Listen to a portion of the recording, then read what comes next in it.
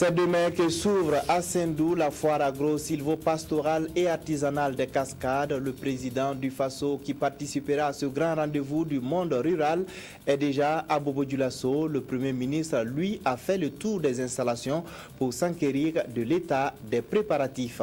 Et puis, les liens d'amitié et de coopération entre le Mali et la Guinée-Conakry se renforcent. Les deux chefs d'État ont signé une dizaine d'accords de partenariat censés améliorer les conditions de vie des populations. Voilà pour les titres. Vous suivez l'édition synthèse de la télévision du Burkina. Bonsoir et merci de nous suivre. La commune de Sendou sera pendant les 2 prochains jours la capitale du monde agricole burkinabé.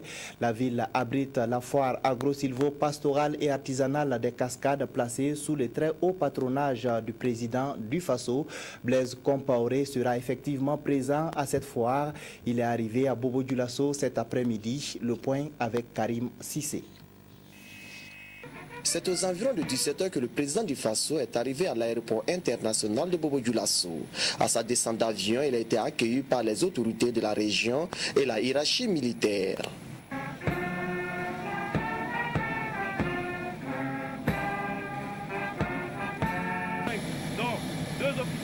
Après la fanfare militaire et la revue de troupes, Blaise Compaoré a mis le cap sur son pied-à-terre. Demain, le chef de l'État se rendra à Sendou pour prendre part aux activités de la foire régionale agro-silvopastorale et artisanale des Cascades.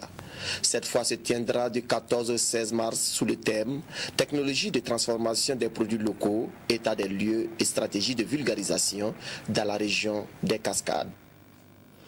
Le Premier ministre, lui, est déjà sur place à Sendou. Luc Adolphe Thiaw a visité l'aire d'exposition des produits. Question de voir si tout est fin prêt pour l'ouverture officielle de la foire. Reportage Simplice Baro. C'est la satisfaction qui se lit sur le visage du chef du gouvernement burkinabé après une visite express de l'aire d'exposition de la foire de Sendou. Luc Adolphe Thiaw a surtout salué le travail abattu en l'espace de quelques mois par le comité national d'organisation. Les ouvrages réalisés à cet effet sont de qualité et les 400 stands sont prêts à accueillir les exposants. Je suis satisfait. Il y a un mois de cela, j'étais dans les environs. On n'était pas à ce niveau. Je vois que vraiment les infrastructures sont très bien exécutées. Je pense vraiment qu'il n'y a pas grand-chose à dire. Maintenant, on espère que tout ira bien demain. On avait des soucis à Sendou pour l'électricité, pour l'eau. Mais ces questions, je peux rassurer les uns et les autres que ce sont des questions presque résolues. Et la Sonabel a fait un véritable effort pour donc effectivement régler les problèmes d'électricité qui se posaient. Il y a encore quelques petits détails à ajuster, mais je crois que d'ici demain, tout devrait aller. La foire agro-silvopastorale et artisanale de Sendou, qui se tient à partir de ce vendredi, aura sans doute des retombées bénéfiques pour la commune. Une des raisons de plus pour le gouvernement de continuer l'organisation des foires régionales. Je pense que nous voyons l'engouement que suscitent les foires régionales, même si ça coûte un peu à l'État. Vous imaginez une telle manifestation dans cette zone, dans cette commune, ça va entraîner après une impulsion économique donc pour la zone donc, où nous sommes et regarder les infrastructures qui vont rester. Donc je pense que nous allons continuer cette politique, nous allons l'évaluer lorsqu'on aura fini cette foire et nous verrons quelle formule nous donnerons pour rendre vraiment ces manifestations vraiment très très importantes, qu'elles puissent être un facteur de développement donc de la zone où ces foires sont organisées. Pendant 3 jours, ce sont plus de 3000 visiteurs qui sont attendus à la foire de Sendou, une manifestation dont l'ouverture se fera en présence du chef de l'État Blaise Compaoré. Voilà, plus de 3000 visiteurs sont attendus sur cet espace de promotion et de valorisation des produits locaux. L'aire de la foire, comme vous avez pu le voir, est une infrastructure moderne composée de 400 stands. Visite guidée des lieux avec Rukia Samou. Elle s'étend en forme de U sur une superficie d'environ 2 hectares.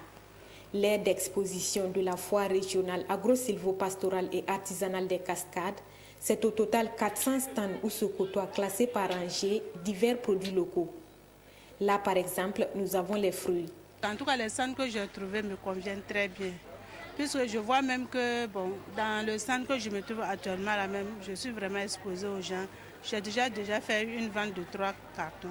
La disposition des stands est faite en fonction des secteurs d'activité. Nous avons l'artisanat, nous avons l'agriculture, nous avons l'environnement, l'élevage, et pour permettre une visibilité des produits et permettre aux acteurs de pouvoir exposer leurs produits et se faire connaître pour vraiment faciliter les échanges.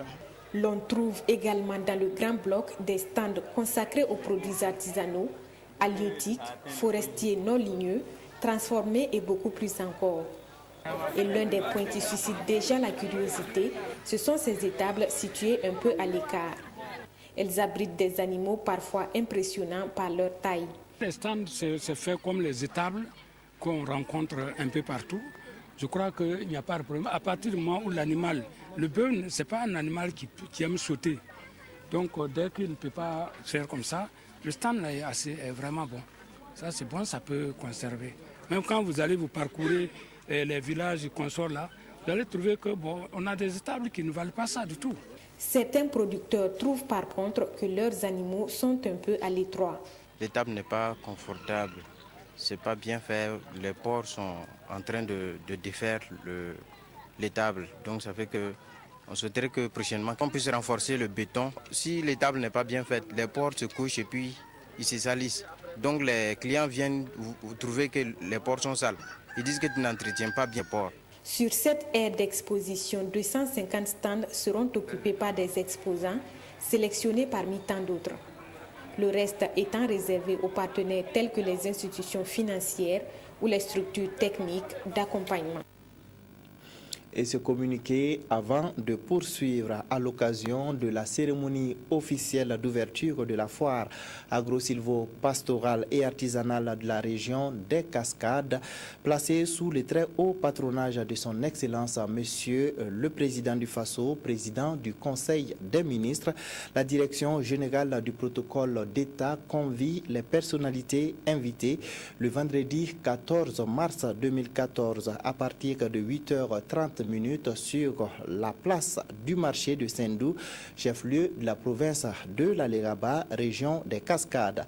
Leur limite d'arrivée est fixée à 9h30. C'est signé le protocole général, le directeur général du protocole d'État, ambassadeur Léon Yougbaré, commandeur de l'ordre national. Suite de ce journal, le projet de renforcement de la filière sémencière des communautés rurales affectées par les chocs climatiques est arrivé à terme. Après 2 ans de mise en œuvre, les acteurs impliqués se sont réunis à Koudougou. Question de dresser le bilan. Le point avec Jonas Wemba. Des semences de bonne qualité détermineraient à près de 40% le niveau de production agricole selon la Direction générale des productions végétales. Et dans un contexte d'autosuffisance alimentaire, ces semences améliorées focalisent l'intérêt de l'État et ses partenaires qui ont mis en place en janvier 2012 un projet de renforcement des bases de la sécurité alimentaire. Pendant 2 années d'exécution, les parties prenantes se sont retrouvées à Koudougou pour faire le bilan. Le projet a contribué notamment à renforcer tous les maillons, c'est notamment les structures de recherche, surtout en termes d'accompagnement pour la production des semences. Et également le renforcement des fêtières impliquées dans la production de la semence. Et surtout à la fin, c'est la réalisation de boutiques d'intrants, parce que vous pouvez produire la semence, mais il faut avoir ce maillon qui sera mis à profit, notamment en termes de distribution. Et à ce niveau, il y a près de 23 boutiques qui ont été construites. Le projet nous a été très utile, parce que s'il y avait des projets de ce genre, l'envol de la sécurité alimentaire, là, ça c'est évident.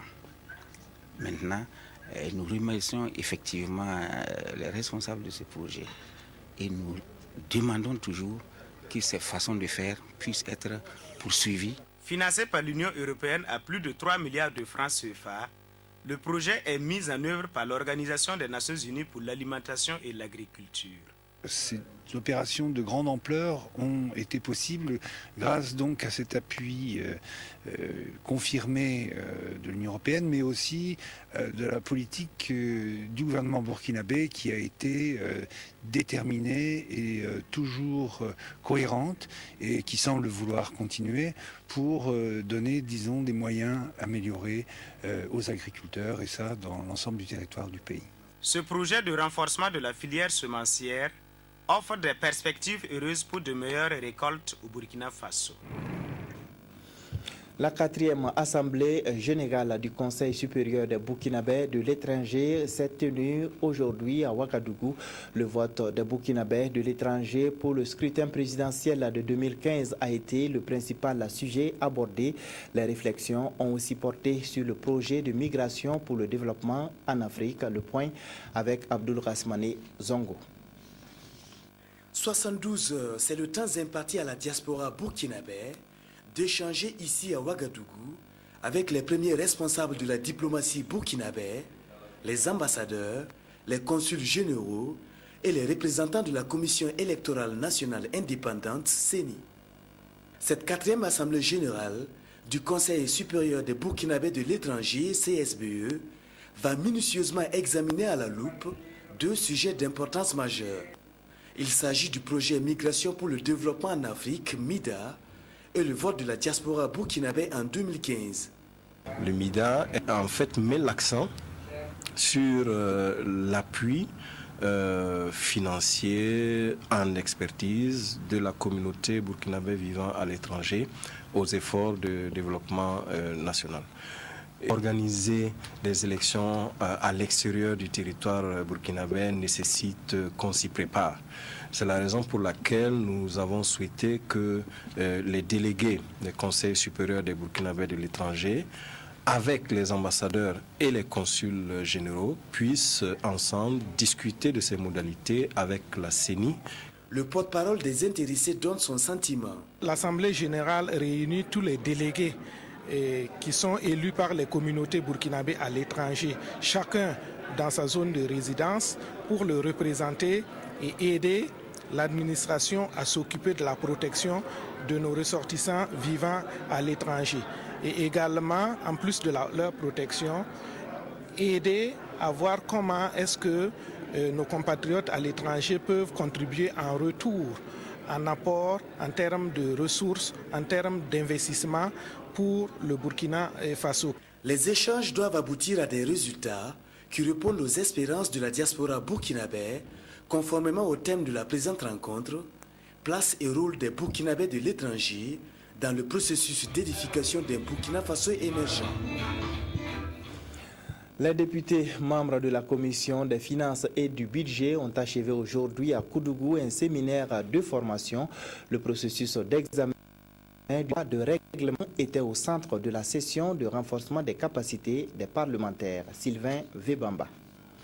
5 recommandations relatives à l'organisation d'un séminaire sur la stratégie d'endettement et l'évolution de la dette publique, à la création d'une communauté des praticiens des finances publiques, au renforcement des capacités des députés membres de la Commission des finances et du budget et de ses assistants, à l'élaboration d'un guide méthodologique d'examen des lois, à la création d'un bureau d'études pour appuyer le rapporteur général de la Confib, ont sanctionné ce séminaire sur le processus d'examen du projet de loi de règlement.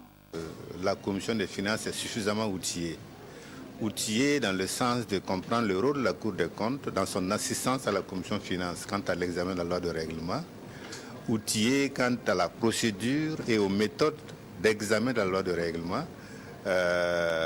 qui est une loi qui consacre l'examen de l'exécution du budget qui a été accordé au gouvernement dans le cadre donc, de la réalisation de sa politique de développement économique et social. Pour aboutir à ces conclusions, députés et assistants parlementaires de la Commission ont eu droit à 3 communications. La première sur le rôle de la Cour des comptes dans son assistance à l'Assemblée nationale.